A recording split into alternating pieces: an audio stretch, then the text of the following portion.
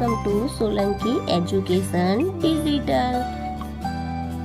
તો ચાલો આજે આપણે શીખીશું ધોરણ 5 ગણિત ગમ્મત સ્વાધ્યાય પોથી પાઠ છે ક્ષેત્રફળ અને પરિમિતિ. તો 12 નીચે આપેલા ચોરસના જુદા જુદા માપના 3 એવા લંબચોરસ બનાવો કે જેમનું ક્ષેત્રફળ 12 ચોરસ સેન્ટીમીટર થાય. તેના આધારે નીચેનું કોષ્ટક પૂર્ણ કરો. એક ખાનાનું ક્ષેત્રફળ 1 ચોરસ સેન્ટીમીટર લખો. તો આપણે જો પહેલા વિચારી લો કે 2 છંગ 12 એટલે આપણે લંબચોરસ બનાવવાના છે. તો ઉપર કેટલા આવશે 6 અને નીચે આવશે 2 બાય 6 નું બનાવવાનું છે. એટલે 2 જો આ 2 ખાના આપણે અહીંયા નીચે લઈશું. પહોળાઈ એની આવશે 2 અને લંબાઈ આવશે 6. 1 2 3 4 5 અને 6 એટલે અહીંયા સુધી આપણે બનાવવાનું છે.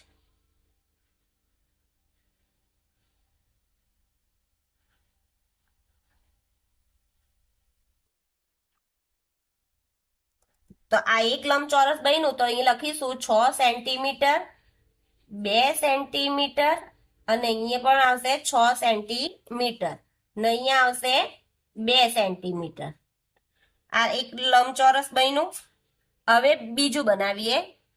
બીજું આપણે બનાવીશું 3 ચોક 12 એટલે 3 ઉપર 4 અને નીચે 3.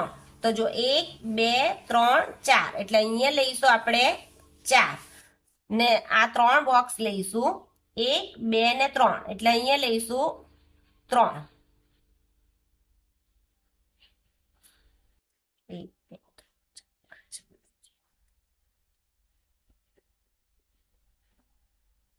અહીંયા 4 નું બનાવીશું 1 2 ને 3. પહોળાઈ આપણી 3 લઈશું ને લંબાઈ આપણી 4 1 2 3 4 એટલે અહીંયા લખીશું 4 સેન્ટીમીટર 1 2 3 એટલે 3 સેન્ટીમીટર. અહીંયા લખીશું 4 સેન્ટીમીટર અને અહીંયા 3 સેન્ટીમીટર. એટલે એક લંબચોરસ આ બીજું લંબચોરસ બનાવીએ. તો 12 એકુ 12 તો આપણે 12 ખાના લઈશું 1 2 3 4 5 6 7 8 9 10 11 અને 12. તો આપણે 12 ખાના આવી રીતના ગણી લઈશું. એટલે 12 એકુ 12.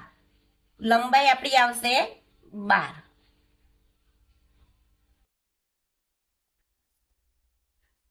અને પહોળાઈ આપણી આવશે 1. 12 એકુ 12 એટલે આવ્યું. તો ઉપર લખીશું 12 સેન્ટીમીટર લંબાઈ ને 1 સેન્ટીમીટર પહોળાઈ. આ ત્રીજું બન્યું છે લંબચોરસનો ક્રમ લંબાઈ પહોળાઈ ક્ષેત્રફળ ને પરિમિતિ. આના પરથી આપણે પહેલાનું લંબાઈ ગણીએ. પહેલાની લંબાઈ છે 6 અને 2 સેન્ટીમીટર પહોળાઈ. આનું લખીશું 6 સેન્ટીમીટર લંબાઈ અને 2 સેન્ટીમીટર પહોળાઈ. તો ક્ષેત્રફળ કેટલું આવશે 6 ગુણ્યા 2 લંબાઈ ગુણ્યા પહોળાઈ એટલે 6 દુ 12 સેન્ટીમીટર અને પરિમિતિ કેટલી આવશે 6 ને 6 12 ને 4 12 ને 4 18 એટલે 18 સેન્ટીમીટર. અહીંયા આવશે અહીંયા લખીશું આપણે ક્ષેત્રફળમાં ચોરસ સેન્ટીમીટર.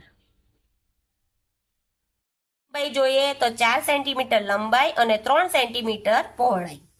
આપણે 4 સેન્ટીમીટર લંબાઈ અને 3 સેન્ટીમીટર પહોળાઈ. તો લંબાઈ ગુણ્યા પહોળાઈ તો ક્ષેત્રફળ આવશે 4 તાલી 12 ચોરસ સેન્ટીમીટર અને પહોળાઈ આવશે 4 ને 4 8